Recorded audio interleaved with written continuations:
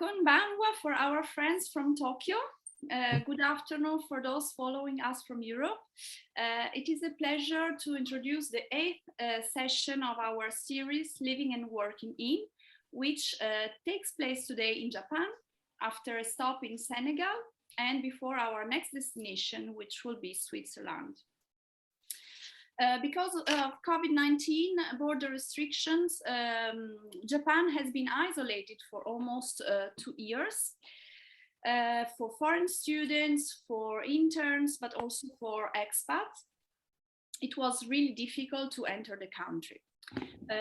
If I'm correct, in November, Japan closed its borders to foreign visa holders amid fears of the spread of the virus. But hopefully with spring coming, after many criticisms, the country has begun to ease border controls. In particular for foreign students, for technical interns, and for short-term business travelers. Today, 7,000 new arrivals per day are allowed, but starting from tomorrow, the 1st of April, this figure will become 10,000 arrivals per day. And in May, most of the foreign students in the waiting list will be able to enter the country. So we have to be very optimistic about the future. So now I ask Valérie Moschetti, who is the president of the Japanese chapter and executive director of the European Business Council, to offer us an overview of the country, describing the peculiarities of living in Japan and working in Japan, and how is the current situation for international businesses and foreign visa holders. I take this opportunity to really thank all our participants, and also I remind you that this week it is focused on job opportunities in Asia and the Pacific, and also in Sciences Po this week it's the East Asian Days. So I will send you in the chat all links to follow these very important events. Thank you very much, Valérie. The floor is yours. Thank you very much, Camilla, and hello to all of you who are connected this evening and who are interested in Japan. So I'm the president of the Japan section of Sciences Po Alumni. We are about 100 people. About 30 of us have a normal, let's say normal diploma. And the rest of our alumni are exchange students, Japanese exchange students, for most of them. We organize in general conferences, but also networking events. Unfortunately, during the last 2 years, we had very few events. Our last in-person event was in November 2020. And since then, we held 2 online events, one in June 2021 on Myanmar, and another one in last February on Fukushima. I hope we will really resume our networkings and conferences very soon, but still in Japan, it's a little bit difficult to organize in-person events, even if it's slowly coming back. Regarding the situation in Japan, the borders were closed, as Camilla said, during 2 years. And my organization, the European Business Council, which is representing most European industries in Japan, did a big advocacy work with the Japanese government to try to open up the borders, but it was quite difficult. We succeeded more or less last month, because the Japanese government was so pressured that it decided to open the borders to students. And that's really a great news, and especially for those of you who want to come to Japan.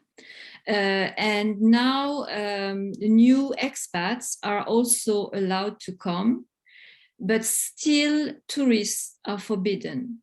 So it's still a problem. Regarding European companies here in Japan, they have suffered since 2 years ago and the closure of the borders. We had many companies that were not able to have their CEOs or CFOs enter Japan. And it was quite difficult for them to expand and to sign new contracts. For those of you who are interested in European companies, I would advise you to have a look at the chambers of commerce websites. The four main chambers of European countries are the French, the German, the Italian, and the Spanish. I will put later their websites in the chat place. We have a lot of opportunities here in Japan to develop many businesses. So I really hope that, because now the borders are slowly opening, we will have new companies coming to Japan, creating maybe opportunities for you to come and work in Japan. Thank you, Camilla. I will answer more questions later. Thank you very much, Valerie. I think it was very useful to have this first introduction to the country and the opportunities to get the visa for the future, but we will come on this later. Now I suggest that we will have few questions with different roundtables, and in the last part of our webinar we will have also a Q&A session. So if you have questions, you can start writing them on the chat. And in the second part we will have time to consider all your questions. Just as an introduction, I was looking at your very brilliant profiles, and my first questions would be for Gregoire. I wanted to ask you, you lived in China and many years in Japan. Now you're CEO at Altavia. Altavia, sorry for the pronunciation. What precisely brought you to Tokyo? What was the first maybe reason to live there? Oh, hello. So I have been in Japan and China for quite a while, and what brought me to Japan is Sciences Po. I had the chance to study Japanese in Sciences Po, and I remember the first day we had the induction in Sciences Po, and they were advertising about a new exchange program in Todai, in Tokyo University. And so I was from the first day in Sciences Po, I thought I will get this exchange, and I actually got it. So I was lucky enough to go to Todai for a year with a scholarship from the Japanese government. After I came back, I was so much in love with Japan that I got involved in associative activities regarding Asia, so helping Asian students, but as well as organizing conferences, etc. And my only purpose was to go back to Japan. Finding an internship at that time was very difficult, and I didn't have the money, so I came back a second time to Japan for a second exchange program with another scholarship in Keio this time. And after my graduation, then I decided to go back to Japan again. I found a contract to work with Renault in Japan, and then opportunities. So after Renault, I went to Beijing, where I went again from an introduction from Sciences Po. I was able to study in Peihua to get more Chinese language skills. And came back to Japan, and I had a career in mostly in the wines and spirits, so Moet Hennessy, Rémy Cointreau, in Tokyo and Shanghai, until last year when I joined Altavia. So I run my own company now, and Jerome is one of my clients with L'Oréal actually. Thank you, Gregoire, for this first introduction, and we will come back maybe on a comparison between China and Japan. I think it's very interesting. Now I have a question for Florian. Florian, you are working as strategy and marketing manager at Orano. Could you please tell us why are you now working there and what brought you to Japan? So when I was in Sciences Po, I decided to study Japanese during my second year because I just fell in love with the country. I entered the Ramen Tour Association, which is still live, I think. And during my third year, I went to Waseda University for 1 year. After I came back to France, I took a gap year. I did an internship for 6 months in AXA in Tokyo. And after I went to Taiwan for another 6 months, came back to France to end my master degree. I decided to come back to Japan after that for my final internship in the French Chamber of Commerce. And so I was in Japan during the start of the coronavirus pandemic. I was looking for a job there. It was not very easy because I was looking for VIE, which is a kind of special contract for young French or European people. Because of the closure of the borders. So very few offers were in the website and in the French company here in Japan. But finally, I found this offer from Orano. They were looking for someone to be in marketing and strategy.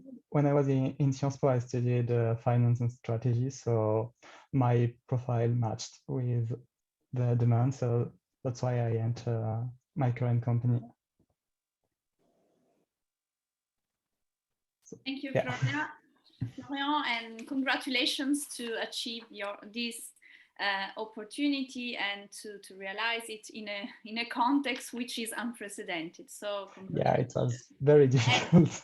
And thanks to your participation in this webinar, we can also understand that if you dare, if you really are motivated, you can also brave all barriers, also the pandemic, and so congratulations. It's optimistic for our audience that would like to come to Japan. Now I ask Jerome Bean to introduce himself and explaining us the reasons why now he's in. Actually, is in Paris at the moment, but just for a week, if I rightly understood. But why did you choose to move to Tokyo? Well, thank you very much. Hello, everyone. So my name is Jerome. I was born Chinese, and then I became French during the second half of my life. I was graduated from Sciences Po first from the Master of International Affairs back in 2006, and then again on the Master de Recherche from Economical Governance in 2007. And then from 2007, I've been working for L'Oréal Group in a journey of about 15 years now. And actually, the reason why I went to Tokyo was simply for work. So I got a job transfer from Paris to Tokyo because I was well, to be more precise, I got my first job offer in L'Oréal based in Shanghai. So I went to Shanghai for 2 years, and then came back to Paris, 7 years, and then now been in Tokyo for 5 years and a half. So why Tokyo? Because first, it was also great opportunities in my career. I've been working for the luxury division of L'Oréal in DMI, International Direction Marque Internationale, for different brands in Paris, such as Lancôme or YSL, About Them, etc. And then at some point, I wanted to try another brand. And within L'Oréal brand panel, we also have a Japanese makeup artist brand, which is called Shu Uemura. So I wanted to get another experience about product development within a Japanese brand. So this is the main reason why I went to Tokyo. And now being 5 years and a half, so I developed 2 teams within Shu Uemura DMI in Tokyo. So that's why Greg was mentioning, like, we work together because I have in my charge one part which we call retail marketing. So we create a lot of retail elements for the promotions that we do within the brand for an international level. And I have another part of my responsibility, which is based on retail education. And actually, I'm currently looking for a candidate for an internship in my both teams, and already sent this offer in Sciences Po Carrières. So this is the brief introduction. Thank you so much. Thank you, Jerome, and thank you very much for also this very interesting news. So if some of you are interested, don't lose this chance. Valérie, so why did you choose what brought you to Japan? So I am like Gregoire. I learned Japanese at Sciences Po a long time ago. I'm the oldest one. We say the senpai in Japanese. So because I learned Japanese, I was in the international relations section at that time, and I specialized in European Union law and economics. So I went to Japan right after I got my diploma, and I studied Japanese language for a little bit more than 1 year, but I was not able to find a job at that time, and I found a job in Africa, in Ivory Coast. So I moved there, and I worked first 4 years in Abidjan in the consulting industry. And after I worked for 2 years in South Africa and 4 years in Morocco, Casablanca, also in the consulting industry, attracting British investments to Morocco. After that, I came back to France, and I decided to study a little bit better Japanese language, but more specifically intercultural management at INALCO, and I did a master.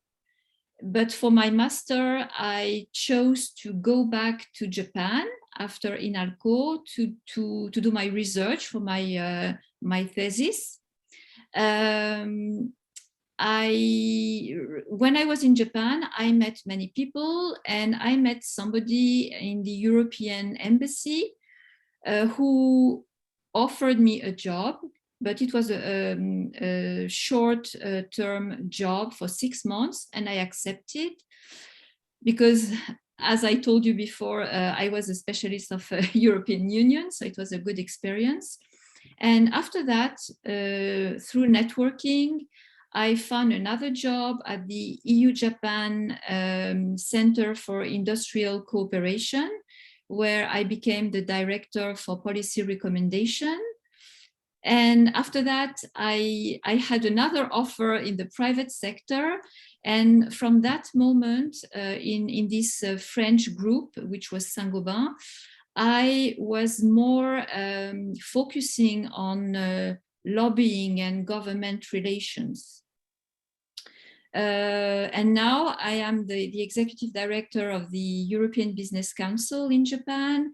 We are like the French MEDEF, but it's European MEDEF, and we are lobbying for all sectors of the industry, and we are working on non-tariff barriers on the Japanese market. And that's it. Thank you very much. I think we might ask you later which industries are maybe more interesting for international profiles like our audience. I have the impression that all of you had Japan as a destination at the starting point of your interests, of your careers, starting from Sciences Po. So maybe I will ask you, what did you study in Sciences Po? Which particular exchange program did you do, if this was this case? And would you recommend to do this exchange program to find opportunities in Japan? Gregoire? Yes, well, I'm 40 years old now, so my first time in Japan was in year 2000. So I'm not sure whether my knowledge about the current exchange program is really up to date. But I was very lucky to first start with Tokyo University in a program that I know doesn't exist anymore, that was called ICOM in the Komaba campus. So I did study a little Japanese when I was in Sciences Po, but that was very key sentences, and I really could study more Japanese when I came here. That was my first stay. My second stay was for Keio University. And in both cases, I must say that I don't think that the academic contents of the program was very good. If you think in the Sciences Po way, I know that nowadays Sciences Po has many exchanges in other markets, in other countries, sorry, with double diplomas, etc., which will give you a specialization, whether it's economics or politics, etc. Maybe there are some programs like that in Japan. No, I'm not aware. But at that time, what I most enjoyed, or I think that brought me more depth in maturity, because I was only 18 when I came to Japan for the first time. That was my first time to communicate with people in English. So I was in a very international environment as well. And that helped me build myself as an adult in a way. And yes, I think that was a great human experience. And this is what I would recommend to anyone when they choose to go to Japan, but I think that would be the same for other countries, is that go here, come here with passion. Don't come here just because you want to build a skill or because you have a career plan, especially if you're as young as I was at that time. The most important is to build yourself and do things that you believe in. Rather than think about what you will graduate for or what will be your career plan and how much you will earn afterwards. At least that's my point of view. And in Sciences Po at that time, that was just the transition between the 3 years. For those who remembers, Valerie knows, Sciences Po was in 3 years. So when I joined Sciences Po was a 3 years program. With the first year, which was horrific, very, very hard. And 2 years after, which were with a specialization. And I just entered in between. So I did my first year, which was like a prepa year. And after that, I went to Japan. And when I came back, Sciences Po had shifted to the 5-year system. But at that time, the minor system was not very clear. So I'm still not very sure what I graduated for. I know I have a master's degree. I know I did most of my units in what was called cultural management, I think. But to be honest, when I was back in Sciences Po after 1 year in Japan, I could only think about Japan and Asia. So that's why I was Mr. Asia in Sciences Po. I was spending all my time with the Asian people there. Supporting them to get their visas, to get their bank accounts, etc.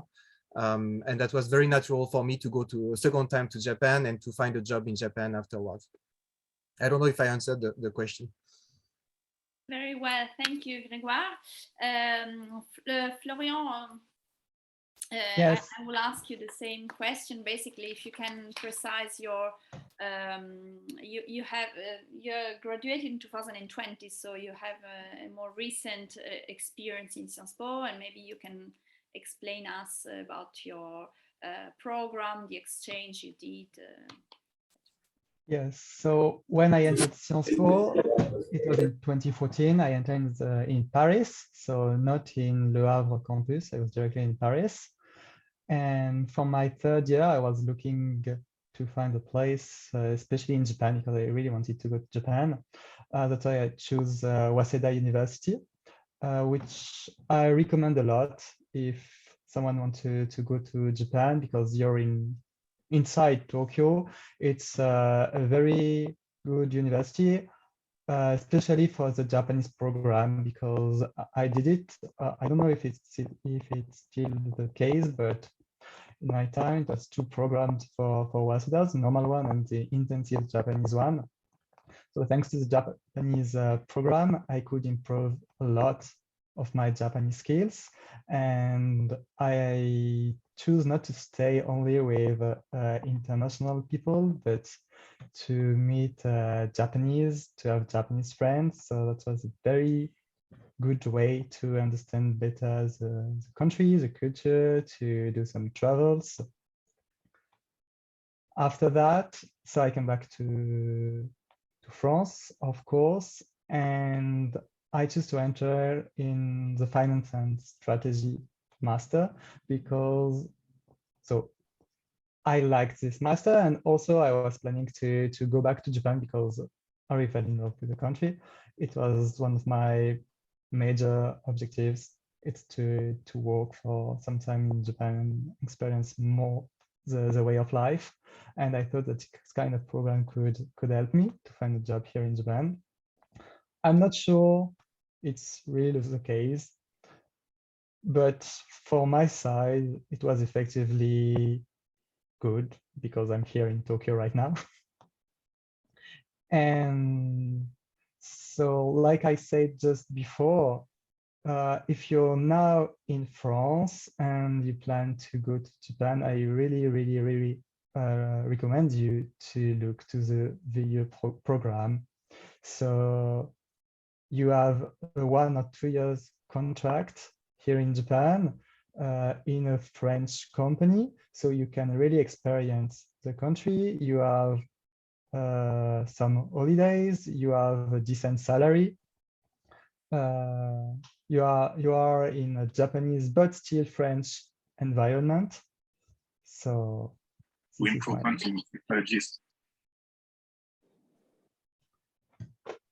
that's it. Thank you, Florian. Jerome, what was your experience in Sciences Po? Did you do some exchange program? What are your suggestions or your advice for the audience? From my side, I think my studies didn't really guide me to L'Oréal. That's the first thing to say, because I've learned more of master's studies, which would guide me more to international institutions or to research. So it was a total coincidence. But then again, I think going to Japan, it's different. I think I've always got this interest for Japan, just as all the others. I didn't learn the language in Sciences Po, unfortunately, but I did seminars about Japan, and especially some comparative studies between China and Japan. And I pretty agree with all the speakers today, because Japan is a very special country, and you don't come to Japan if you don't find your own purpose or your own passion. But again, it's not a country just about sushi or manga. There are a lot of things happening here. And it's a very contrasting culture. It's a very contrasting societies. You could find a lot of interesting points in this country. Talking about myself, my first time to go to Japan, it was back in 2013, and as the same case than most of the tourists going to Japan, you just fall in love from your first trip. You can see all the amazing stuff there. I wasn't supposed to go and live there, but already this idea somehow seeded in my mind. So like 2 or 3 years after, when I got this opportunity to move to Japan, I was really happy. So this is how the different coincidence in my life, which drove me back to this country. For me, it was really interesting because I'm Chinese cultured, so I know Asia from the other perspective. I think living in another Asian country, for me, it's very enriching, which gave me this opportunity of knowing Asia and knowing the different interactions or relationships between the different countries and people from another perspective. Another point which is quite important, and I think if you get to know someone who lives in Japan, they will usually share this point with you, which is what we call the 3 phases of living in Japan. Because visiting during short periods, it's totally different when you come to live in this country. So usually you will go through the first phases, which is really émerveillement, let's say, everything's amazing, etc. And then you will figure out that there are lots of rules, there are lots of processes, so you get frustrated. And then you will get into a third phase, which is like a little bit pissed off and say, I'm going to stay or I'm going to go, etc. And then you will finally make your decision to see if you have the match with the country. I would share this with people who are intended to come to this country. It's true, just like Greg previously said, like you're not coming here just for your career. You need to come here with a real purpose, with a real connection with this country, to avoid the second phase to be very long, especially. So yeah, what else I could say? It is a very convenient country if you wanted to stay here.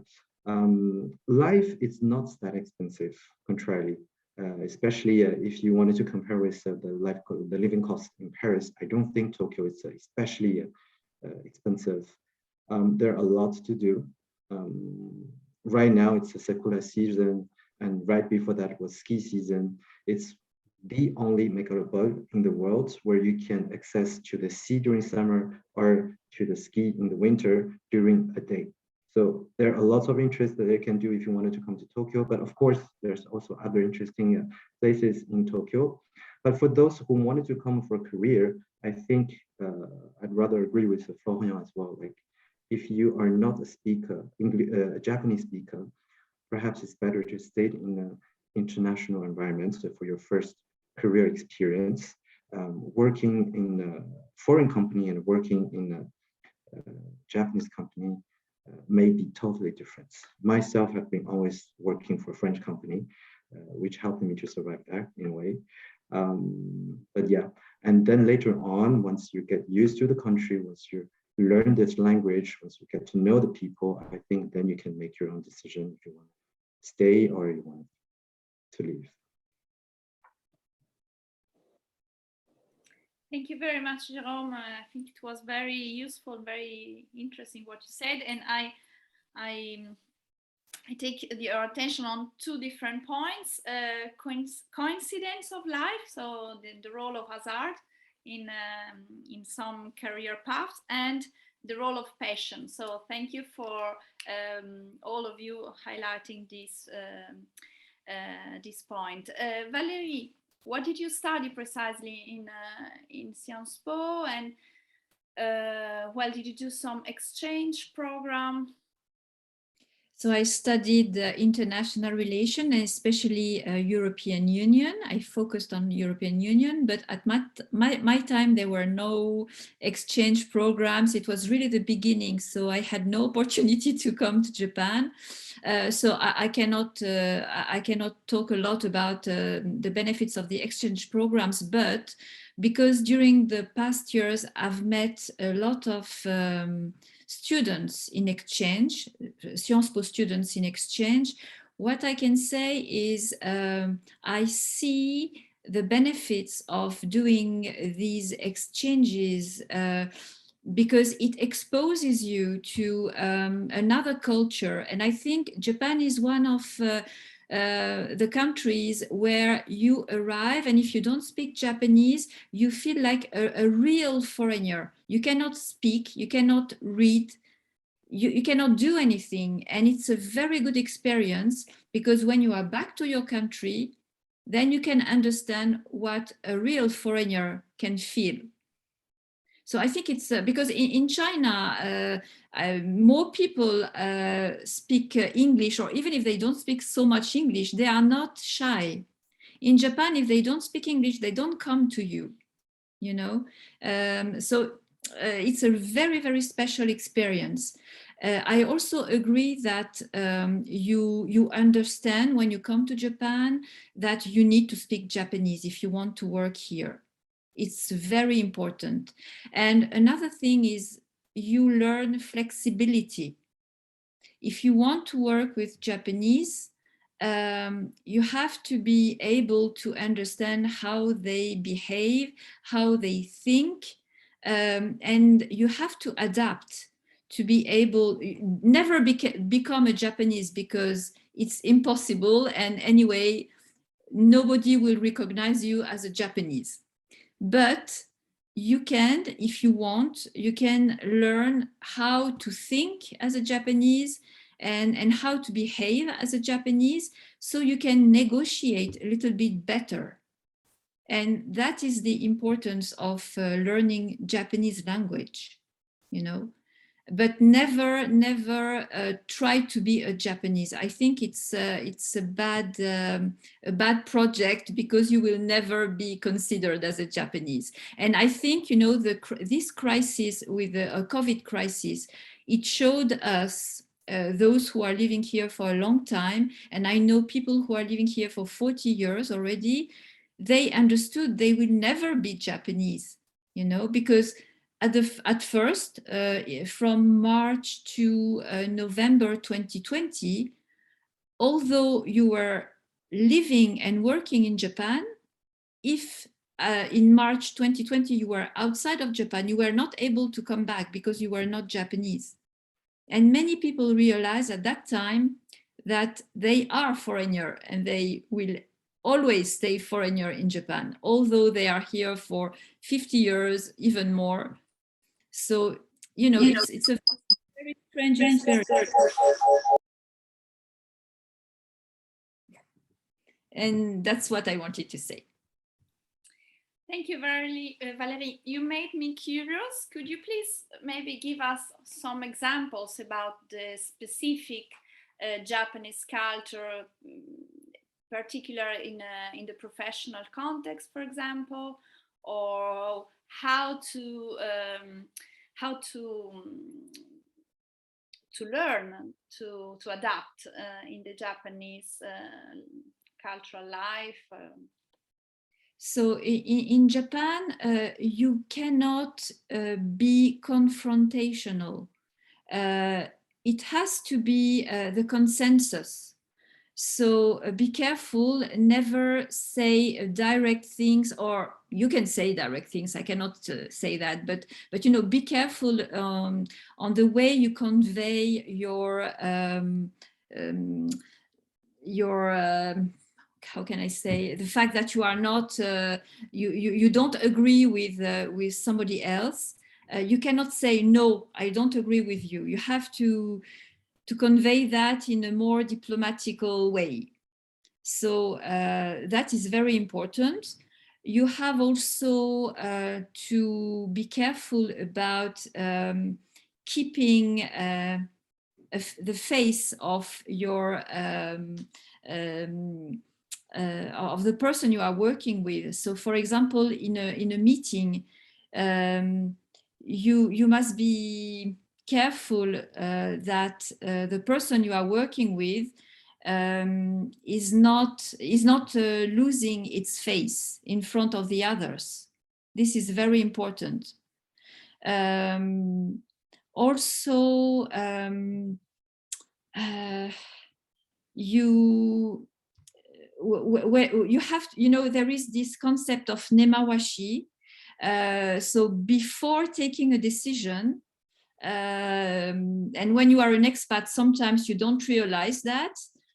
So before taking a very important decision, you have to meet everybody and to try to get their approval. So when there is a meeting, it's not really a meeting, it's just the facade meeting, because already everything has been approved. So this is very important too. You know, so these are not things that we are used to do in Europe.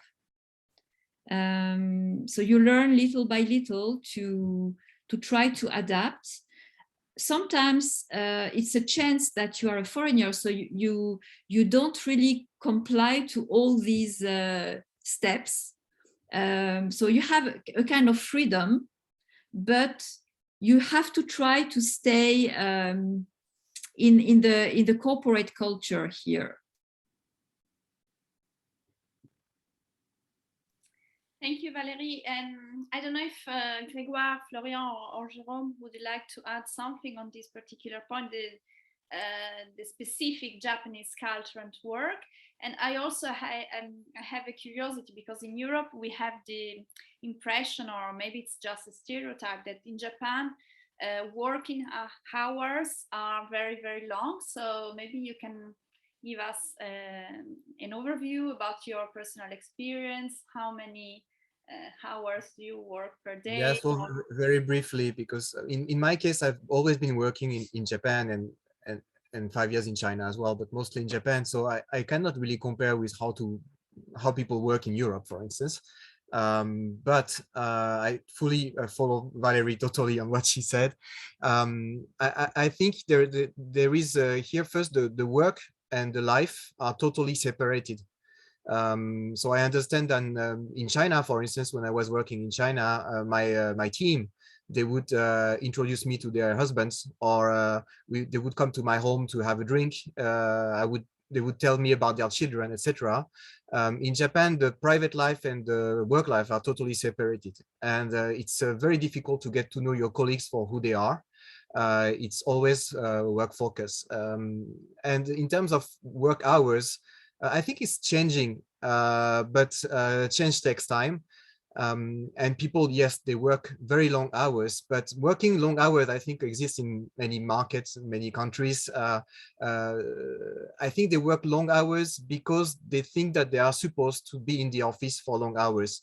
So this is about showing presence in the office. And the problem with that is that this is usually totally inefficient. Meaning that you can have people who stay in front of their computer for 1 hour without doing anything, and that the lack of sleep. In my case, in my previous companies, in my current company, people don't take holidays, not because I push them to take holidays. I kind of have to force them to take holidays. They would take days off when they are close to the burnout. So this is a culture that is changing. Young people are somehow different. Young people where working is probably more efficient. They give more attention to their private life. They don't want to give all their time to their work. But I see in most of people in Japan who are maybe in their 40s and above, work is everything. Sometimes they don't really want to spend too much time at home because they've been away from their wife and their family for so long that they're maybe not welcome. You know, if they come back before 10 or 11 p.m., maybe they're not that welcome. And as an entrepreneur in Japan, in a French group, in a French company, actually, that's one of my main motives, is to change the culture and to get my employees to have a better work-life balance. But for the Japanese characteristic, I think Florian and Jerome maybe have more points of comparisons with their experience. Thank you, Gregoire. Florian or Jerome? Yes, so I just work in Japan. In fact, I never worked in France, so it's a little bit difficult for me to do comparison. But here in Japan, as I say, I'm lucky because I'm working in a French company with a very French culture, and it's a big company in France. But in Japan, we are just 20 people, and in these 20 people, there are 10 French. So I have, like, I think French experience because I'm working around 40 hours a week. I have 30 days for holidays. I can be off my company for 2 weeks without any problem. I see Valerie. So it's a chance, but it's not at all representative of the Japanese system. Of course, that's why if you want to enter Japan, I think, like Gregoire, you said, it's maybe better to enter at first a European or an American company and not to go straight to the real Japanese business work.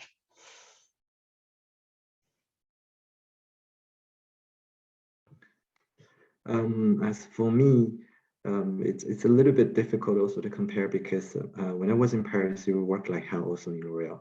Some of the people would doubt this. In Japan, what I would say is L'Oréal is also considered as a very specific company because first we're foreign companies, and usually we have profiles of either foreigners and majorly Asians or Japanese people who used to work or studied abroad. And it's considered as a place where Japanese people would have difficulties to fit in. And our Japanese staff in Japan would also have some difficulty fitting in other Japanese companies. So this is just to give you a heads up of what we just said. There's a huge gap between foreign companies and a Japanese company. The culture is really different. So if I understood the cases from other speakers, like Gregoire is promoting a new culture for a more Japanese-driven company, and Florian is within another type of structures where majorly we have foreigners. And in my case, we're almost 1,000 people in Japan. So we are a big and a major company in Japan, yet we still have this gap with other companies. And that being said, if we look at within the L'Oréal ecosystem, L'Oréal Japan, it's a very special case again. So we always have these challenges of how to apply the company culture and values of L'Oréal in Japan. There are several examples. For example, we're a very organic company, meaning we have rules, but we always break rules. And in Japan, it is really difficult to break rules. So when I first arrived in Japan, even I was within the same company with the same rules of work, but trying to have some flexibility from the beginning, it was really difficult. And then I went through what Valerie just exactly explained. We need a lot of time. We need patience. We need to first understand what are the rules and what are the motivations, the reason why people are following those rules. And then you can start to ask some questions, sometimes privately, to make them think. I know it's not maybe polite towards Japanese people to say so, but I have this impression that if we don't motivate them to think why, usually Japanese people don't think why. They think first to follow the rules. So that's why in my case, I had a hard time in the beginning, but then I figured out like we need time to first understand them. And then we know how to ask some questions to those people to make them think of why. And then the change was very gradually and smoothly come again. So this is about how to work with Japanese people. But again, I couldn't say this is very representative of Japan culture or Japanese society. It's more of like how I work internally in L'Oréal Japan. And then generally speaking, the work culture, I think all the speakers have already covered. One thing which is quite surprising for me when I first arrived to Japan is the culture promotes the way to work late, but it doesn't mean necessarily it's efficient. But it's one way to fit into your place. That's how I perceive the things. So this is why I think we need to pay attention. And if you really don't have enough comprehension of this culture of this country, it would be much better for you to integrate first a foreign company in Japan. Thank you very much, Jerome. I see there are a few questions in the chat. Anouk Basu asked, for a third-year bachelor student doing a mixed year in Japan, first semester internship, second semester exchange with Kyoto University, that do not speak Japanese, where would you recommend looking for an internship in the field of sustainability? Maybe Valerie has an answer to this question. Without speaking Japanese, it's quite difficult. So I think you have to concentrate on embassies like the French embassy, or maybe international think tanks in sustainability or environmental studies. There are a few here in Japan. But yes, it will. You will have limited opportunities, I think. Maybe Gregoire, Florian, or Jerome, you have other. Yes, I was commenting in the chat, but we all know that there is no internship system in Japan, so it's very, very hard to find an internship. This is why for my second stay in Japan, I had to give up on trying to find an internship, and I came back for a second year of exchange program. And you might have companies that offer internship, but in that case, you might not be able to focus on your field, which is the sustainability. So that will be difficult to have both, at the same time.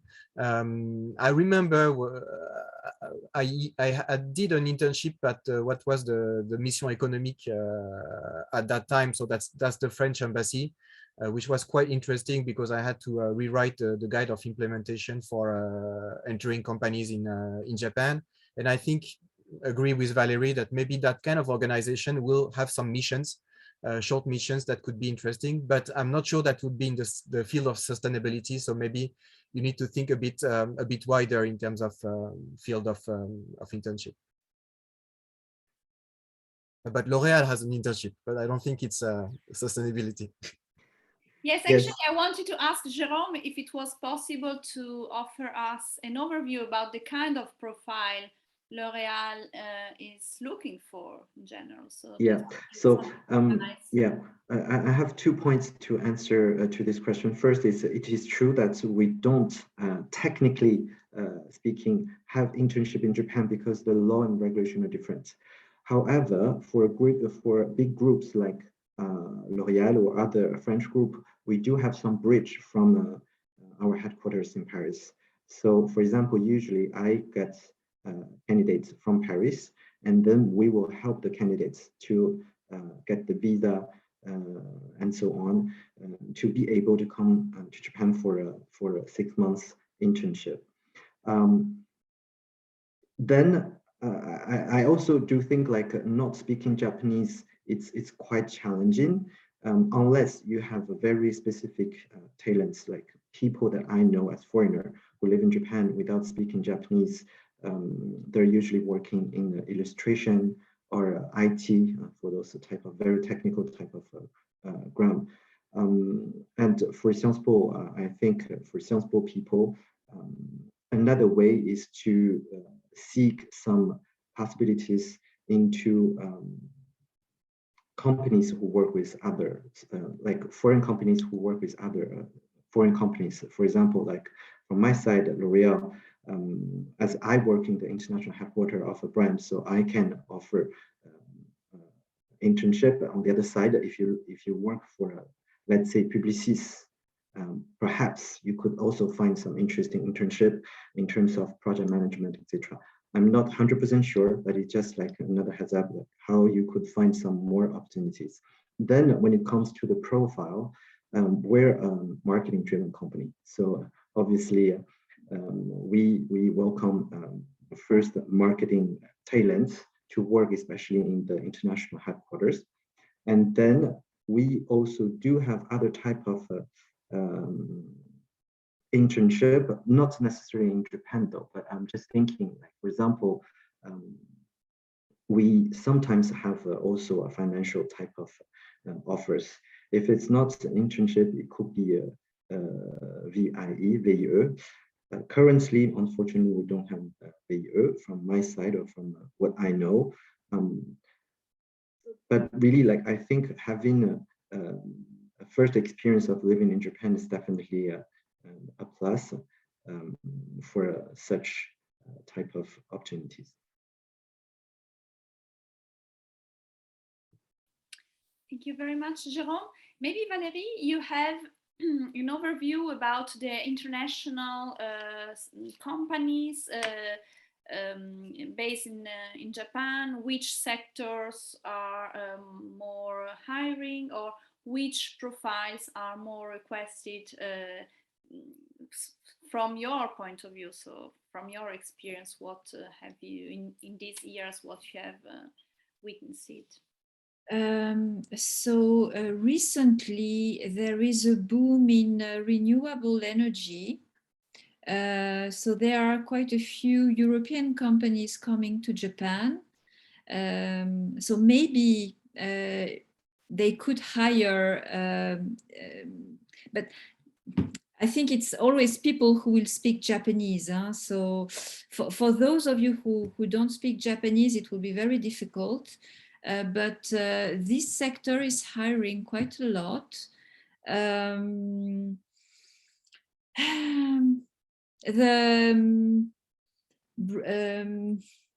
What else? Yeah, it's difficult because, you know, here in Japan they lack workforce. So there are job offers, But if you're a foreigner, and you don't speak Japanese, it's very difficult. Don't think to come to Japan for that. So I would advise those of you who have studied Japanese, who have stayed a little bit in Japan, as everybody said, who understand how to work with Japanese, to really look for a job here in Japan. Otherwise, it's very difficult. You will struggle to find an interesting job, and yeah, you will not have real good choices. If you work in convenience stores, I don't think the experience is really good. It will be very good for your Japanese, because you will have to speak Japanese, so you will learn very quickly, but it's difficult. It's really tough. If you work in a Japanese context, it's really tough. You don't have holidays. You work very hard. So please, maybe begin with a foreign company. Thank you, Valérie. There was a question about finding an apartment. Florian suggested to look at real estate agency like Fontana, but I don't know if you have any other suggestions. It's difficult. It's difficult, and there is discrimination to foreigners to find an apartment in Japan. If I don't know in this case what's the perspective, but if this is studying in Japan, if your university offers a dorm or a solution to live in a dorm, definitely go for that solution. It will be much cheaper, much easier. If you're a one-year student and looking to rent an apartment for 1 year in Tokyo, this is very hard to find, and this is very likely they're going to, even if you find one, they're going to ask you to pay 6 months to 1 year in advance. So that case happened. But there are also places that are more open to foreigners. So I think the place that Florian advises is one of them. But my advice would be that if your employer or if your university has a solution, go for that one first, and look for a place after you came to Japan. Don't expect to find a place from abroad. And that might be the most expensive part, actually, of living in Tokyo. The food is cheap, daily life is much cheaper than Paris, but accommodation can be expensive.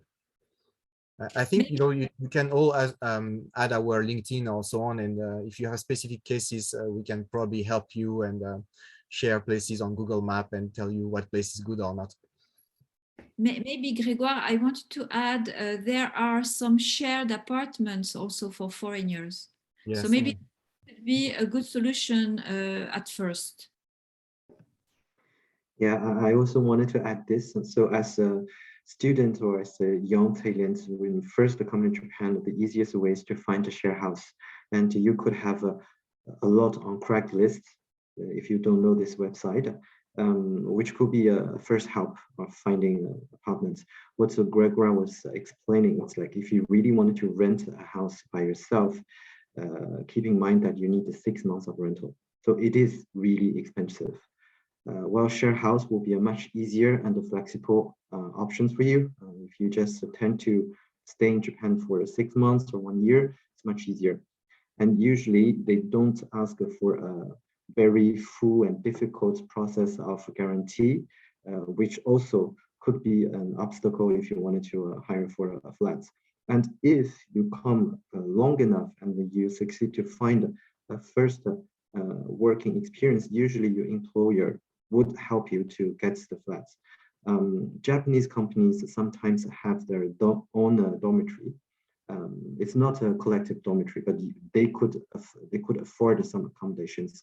When it comes to foreign companies like for L'Oreal, we don't offer this, unfortunately, but we could have some resources to introduce some real estate agents in order to help for yourself to find the accommodations. Thank you very much. I see a question from Enzo Bossar. I'm doing a third mixed year and I found an internship in a German energy company in Fukushima. However, being a relatively small company, they struggle to get visa for their employees.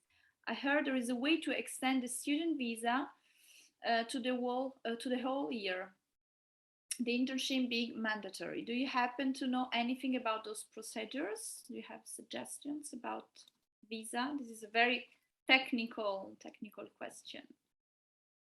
I think the best thing would maybe contact the embassy. With a student visa, you're allowed only to work a certain number of hours per week. So that's something that should be checked.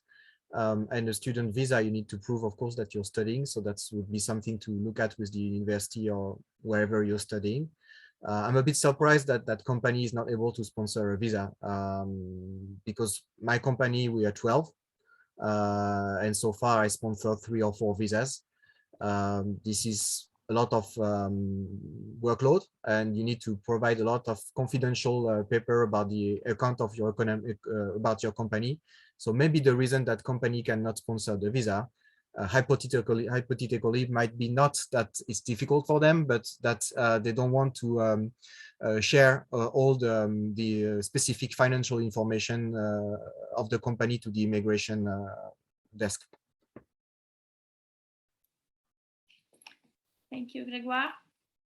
There is a question from Guillermo Ochoa. Aside integration to Japanese society, is there a real reason to move to a Japanese company when you work already in an international company?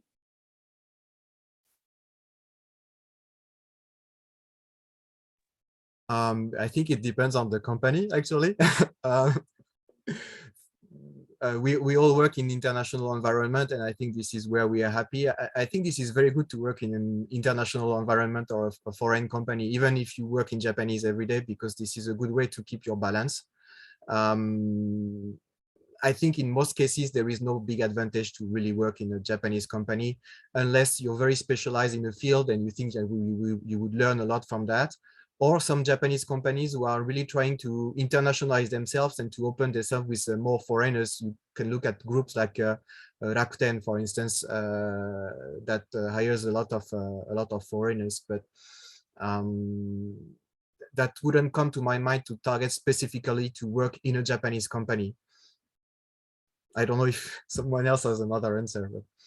Yeah, I think the difficult points when you are working in a Japanese company as a foreigner is that, you know, you don't have holidays. It's really very, very, very limited. And you have to adapt to the working way of your colleagues. They stay very late.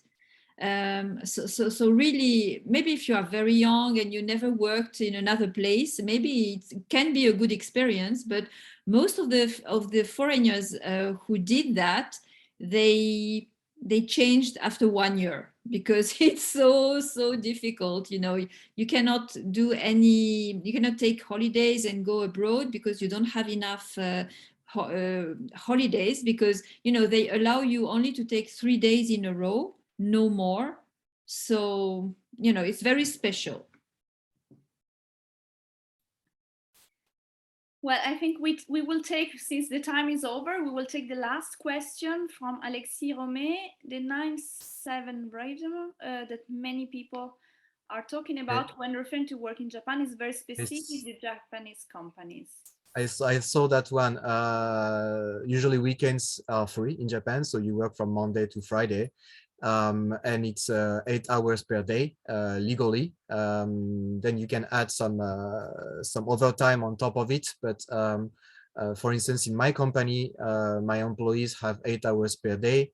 They have their weekends. They have 20 days holidays per year, which is a lot for Japan. And they have up to 20 hours of overtime, which is free per month. So that's 9 hours per day. And I think that legally, normally you don't have that kind of system in Japan, but that might exist in some companies not respecting the law, the labor laws in Japan. I don't know. I never saw major companies actually having that kind of rhythm officially implemented.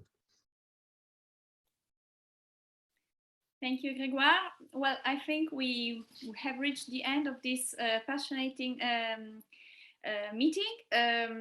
I suggest you to follow, I put it again in the chat, the Sciences Po Alumni Japanese chapter. And if you have any questions, you can always contact Valérie Moschetti, who is the president of the Japanese chapter. Well, and next meeting will be in May, early May, for living and working in Switzerland, for those of you who might think about a career there. I thank you very much, all our panelists. It was very interesting. So if you are passionate about Japan, don't hesitate, and I think you will really enjoy an experience there. And if you have any question, you can always ask Sciences Po Alumni and myself, or Valérie Moschetti for the Japanese chapter. Thank you very much. How can we say goodbye in Japanese? Because I read that sayonara is not the right way to say goodbye. So what is the real way of saying goodbye? You say excuse me. You say you're sorry, yes. 失礼します. 失礼します。お疲れ様です which means good job. Okay, great. So thank you very much, and hopefully see you soon in Japan. Goodbye. Thank you. Thank you. Thank you. Thank you. Bye-bye. Bye. Bye. Thank you very much. Bye.